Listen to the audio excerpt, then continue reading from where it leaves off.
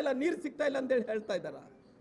ಹಂಗಾಗಿ ಮುಂದಿನ ದಿನಗಳಲ್ಲಿ ಇದ್ರ ಬಗ್ಗೆ ದೊಡ್ಡ ಹೋರಾಟವನ್ನು ಮಾಡೋಂಥ ಕೆಲಸ ನಮ್ಮ ರಾಜ್ಯಾಧ್ಯಕ್ಷರು ಏನು ತೀರ್ಮಾನವನ್ನು ತಗೊಂತಾರೋ ಆ ತೀರ್ಮಾನಕ್ಕೆ ನಾವೆಲ್ಲರೂ ಕೂಡ ಭದ್ರಾಗಿರೋಂಥ ಕೆಲಸ ಮಾಡ್ತೀವಿ. ಅಲ್ರಿ ಸ್ವಾಮಿ, ನಿಮ್ಮದು ಸರ್ಕಾರ ಬಂದಂಥ ಟೈಮಲ್ಲಿ 2.5 ವರ್ಷಗಳಾಯ್ತು ರೀ ಉಪಮುಖ್ಯಮಂತ್ರಿಗಳೇ. ನೀವು ನಿಮ್ಗೆ ಸಂಬಂಧಪಟ್ಟಿರೋಂಥ ಮಂತ್ರಿಗಳಾಗಿ ನೀವು 2.5 ವರ್ಷಗಳ ಕಾಲ ಏನು ಆ ಕುರ್ಚಿಯನ್ನು ಕೆಡಬೇಕು, ನಾನು ಮುಖ್ಯಮಂತ್ರಿ ಆಗಬೇಕು. ಏನು ಮಾಡಿದ್ರಿ ಹೇಳ್ರಿ ಸಾಹೇಬ್ರ?